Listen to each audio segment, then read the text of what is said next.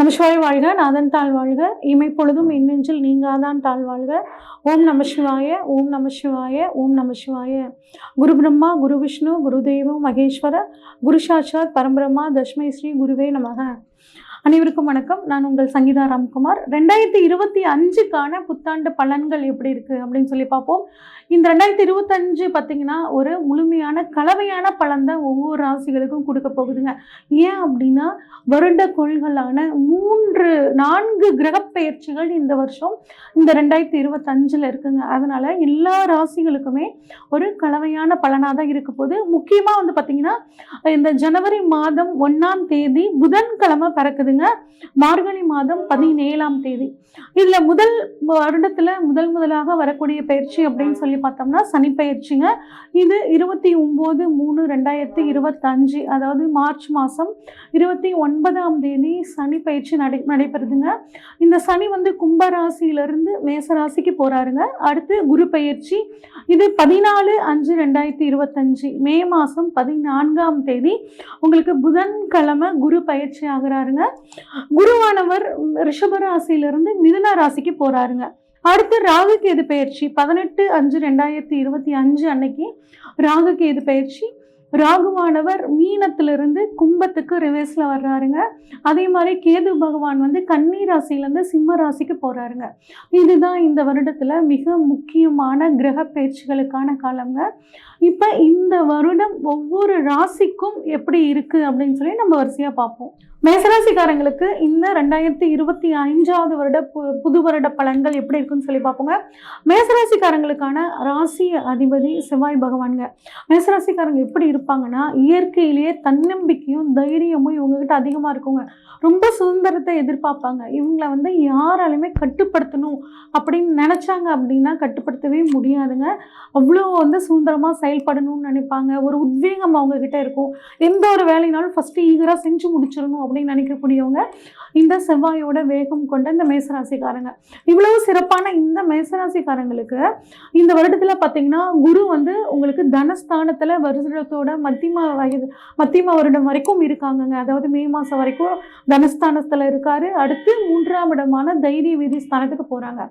அடுத்து ராகுவை பொறுத்த வரைக்கும் வந்து பார்த்தீங்கன்னா உங்களுக்கு வருடத்தோட மத்திய வரலும் வந்து 12ஆம் இடத்துல இருந்து அப்புறம் 11ஆம் இடமான லாபஸ்தானத்துக்கு போறாங்க. இது ஒரு நல்ல அமைப்பு. கேது வந்து பார்த்தீங்கன்னா 6ஆம் இடத்துல இருந்து 5ஆம் இடத்துக்கு மே மாதத்துல போறாரு. சனி பகவான் உங்களுக்கு 11ஆம் இடமான லாபஸ்தானத்திலிருந்து 12ஆம் இடமான விரயஸ்தானத்துக்கு போறாருங்க. உங்களுக்கு 7.5 சனி வந்து ஆரம்பிக்க போகுது. அதனால என்னடா 7.5 ஆரம்பிக்க போகுதுன்னு பயங்கரமா பெரிய கவலைகள்லாம் எதுவுமே வேண்டாங்க. சனி பகவான் வந்து பார்த்தீங்கன்னா மீன ராசிக்கு போறாரு. அப்படிங்கும்போது மீனம் குருவோட வீடு. குருவோட வீட்டில் சனி வந்து அந்த அளவுக்கு பெரிய தொந்தரவு பண்ண மாட்டார். அதனால நீங்க தைரியமா இருக்கலாம்.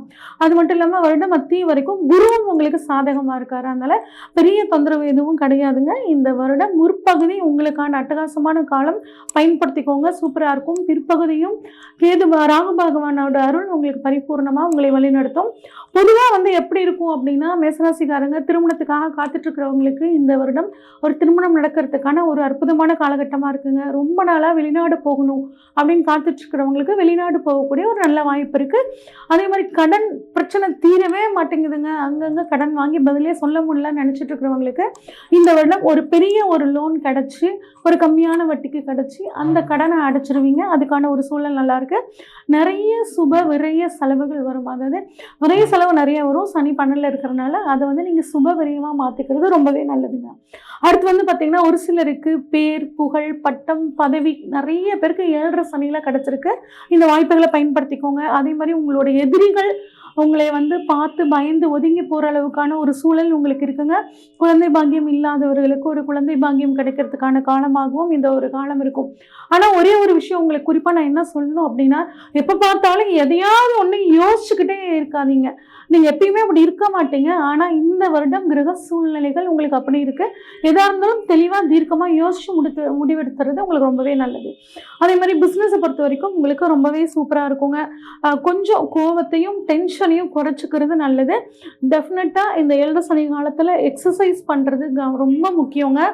எந்த ஒரு வேலையும் அவசரப்படாமல் நிதானமாக செஞ்சீங்கன்னா ரொம்பவே சூப்பராக இருக்கும். போட்டித் தேர்வு எழுதக்கூடிய மாணவர்கள் அப்படின்னா இந்த காலகட்டம் உங்களோட முயற்சிக்கு தகுந்த ஒரு பலன் கிடைக்குங்க. இது பொதுவான பலன். இப்ப கிரகங்களுக்கு உண்டான பலன்கள் என்னன்னு சொல்லி பார்ப்போம். குரு வந்து உங்களுக்கு 2ஆம் இடமான தனஸ்தானத்துல மே மாசம் வரைக்கும் இருக்காங்க. பணவரவுல எந்த ஒரு பிரச்சனையும் இருக்காது. நல்ல மணி ஃப்ளோ வந்து சூப்பராகவே இருக்குங்க. அப்புறம் வருடத்தோட பிற்பகுதியில் 3ஆம் இடமான தைரிய வீரிய ஸ்தானத்துக்கு போறாருங்க. நிறைய சிறு சிறு பயணங்கள் போவீங்க. ஒரு தைரியம் அதிகமாகும்.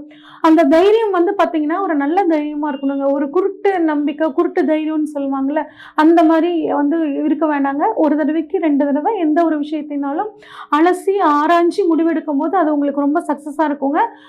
ரொம்ப நாளா கொடுத்த வாக்கை என்னால் காப்பாற்ற முடியலன்னு கவலைப்பட்டு இருந்த இந்த மேசராசிக்காரங்க 3ஆம் இடத்துக்கு சனி வரும்போது நீங்க கொடுத்த வாக்கை காப்பாற்றுவீங்க. 7.5 சனி காலங்க முடிஞ்ச வரைக்கும் புதுசா வாக்கு கொடுக்கறத தவிர்த்துக்கோங்க. நான் இதை பண்ணி தரேன், நான் அதை பண்ணி தரேன் அப்படின்னு யாரும் கமிட்மெண்ட் வந்து நீங்க பண்ணிக்காம இருக்கிறது ரொம்பவே நல்லதுங்க. 3ஆம் இடத்துல இருந்து வந்து பாத்தீங்கன்னா குரு 7ஆம் இடத்தை, 9ஆம் இடத்தை, 11ஆம் இடத்தை பாக்குறாருங்க. 7ஆம் இடத்தை குரு பார்க்கறனால உங்களோட வாழ்க்கை துணைக்கு வந்து ஒரு உத்தியோகம் கிடைக்கிறது, அதுல குழந்தை பாக்கியம் கிடைக்கிறதுக்கான வாய்ப்புகள் நல்லா இருக்கு. உங்க வாழ்க்கை துணைக்கு ஒரு டிரான்ஸ்ஃபர் கிடைக்கிறதுக்கான வாய்ப்புகள் ரொம்பவே நல்லா இருக்கு. திருமணம் ஆகாதவர்களுக்கு திருமணம் ஆகிறதுக்கான வாய்ப்புகள் அற்புதமா இருக்குங்க. குறிப்பா வந்து நாங்க ரொம்ப நாளா லவ் பண்ணிட்டு இருக்கோங்க, எங்களுக்கு வந்து திருமணம் நடக்குமா அப்படின்னு கேட்டுட்டு இருக்க மேசராசிக்காரங்களுக்கு குரு 5ஆம் பார்வையா 7ஆம் இடத்தை பார்க்கிறாரு. 5 அப்படின்னா காதல், 7 அப்படின்னா திருமணம். அப்ப உங்களுக்கு காதல் திருமணம் நடக்கிறதுக்கான ஒரு அற்புதமான காலமாக இந்த காலம் இருக்குங்க. ஆனா இந்த 7.5 சனியில, அதாவது மேசராசியில இப்ப 7.5 சனியில முதல் சுற்றுல இருக்கக்கூடிய இளைஞர்கள் இளைஞர்களுக்கு, குறிப்பாக பெண்களுக்கு என்ன ஒரு அட்வைஸ் என்ன அப்படின்னா, முடிஞ்ச வரைக்கும் புதுசா எந்த காதலும் வேண்டாம், தவிர்த்துக்கோங்க. ஏன்னா 7.5 சனியில வரக்கூடிய காதல் உங்களுக்கு வந்து அவ்வளோ சரியா இருக்காது. இது வந்து ஒரு அம்மாவோ ஒரு சின்ன அட்வைஸ் கொடுக்குறேன் உங்களுக்கு. அடுத்து வந்து பார்த்தீங்கன்னா உங்களுக்கு 9ஆம் இடம்ங்க. 9ஆம் இடத்தை குரு பார்க்கறது ரொம்ப அற்புதமான அமைப்பு. அது 35-40 வயசுக்கு மேலே இருக்கவங்க, 50 வயசுக்கு மேலே இருக்கவங்களா தீர்த்த யாத்திரை போகணுன்னு ரொம்ப நாளாக நினச்சிட்டு இருந்தீங்கன்னா அது போகிறதுக்கான வாய்ப்புகள் ரொம்பவே நல்லா இருக்கு. அது மட்டும் இல்லாமல் படிக்கிறதுக்காக, உயர்கல்விக்காக நான் வெளிநாடு போகணுன்னு காத்துட்டு இருக்கேன், இல்லை வெளி மாநிலத்தில் எனக்கு இந்த காலேஜ் பிடிச்சிருக்கு, அந்த யூனிவர்சிட்டி வந்து எனக்கு கிடைக்காம இருக்கு, எனக்கு கிடைக்குமான்னு கேட்குறவங்களுக்கு அது இப்போ கிடைக்கிறதுக்கான வாய்ப்புகள் ரொம்பவே நல்லா இருக்கு. அடுத்து 9ஆம் இடத்தை பொறுத்த வரைக்கும் ஆராய்ச்சி கல்விங்க. குறிப்பாக மருத்துவ ஆராய்ச்சி கல்வியில் இருக்கிறவங்களுக்கு ரொம்ப சாதகமான சூழ்நிலையாக இந்த காலகட்டம் இருக்கு. உங்க அப்பா ஹெல்த் வைஸ் சரியில்லாமல் இருந்துச்சுன்னா அவரோட உடல் ஆரோக்கியம் இப்போ நல்லாக போகுதுங்க.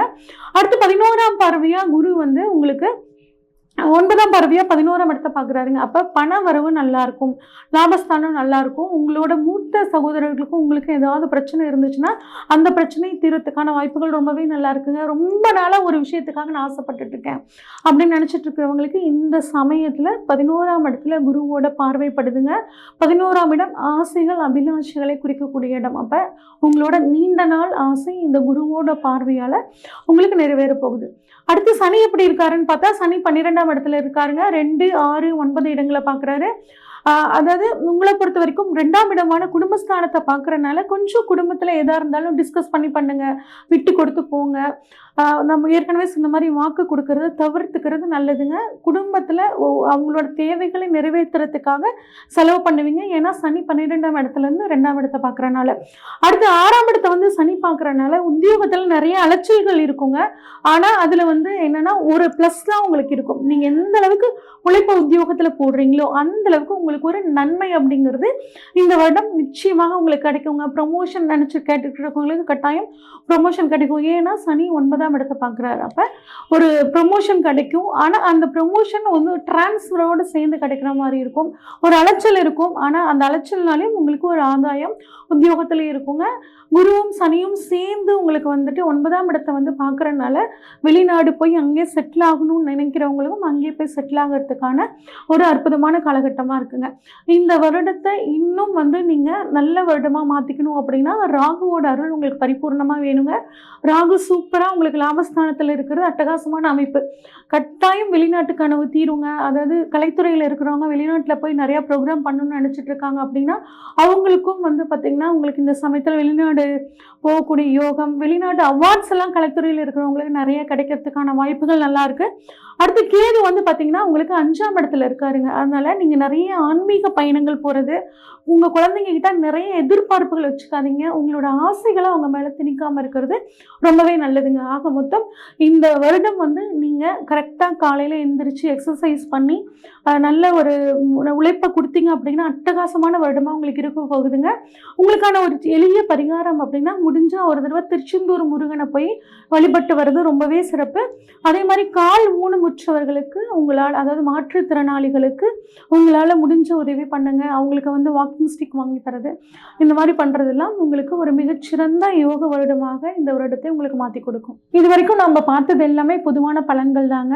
உங்கள் ஜாதகத்தில் ராகு எங்கே இருக்காரு, கேது எங்கே இருக்காரு, சனி எங்கே இருக்காரு, குரு எங்கே இருக்காருன்னு பார்க்கணும். அது மட்டும் இல்லாமல் உங்களுக்கு என்ன தசாபுத்தி நடக்குதுன்னு பார்த்துட்டு, உங்களுக்கு இந்த வருடங்கள் நீங்கள் ஏதாவது முக்கிய முடிவுகள் எடுக்கணும்னா ஸ்க்ரீனில் தெரிகிற வாட்ஸ்அப் நம்பருக்கு கால் பண்ணுங்கள். உங்களோட ஜாதகத்தை ஃபுல்லாக டீட்டெயிலாக அனலைஸ் பண்ணிவிட்டு உங்களுக்கான ப்ரெடிக்ஷன்ஸை சொல்கிறேங்க. அனைவருக்கும் இனிய புத்தாண்டு நல்வாழ்த்துக்கள். நன்றி, வணக்கம்.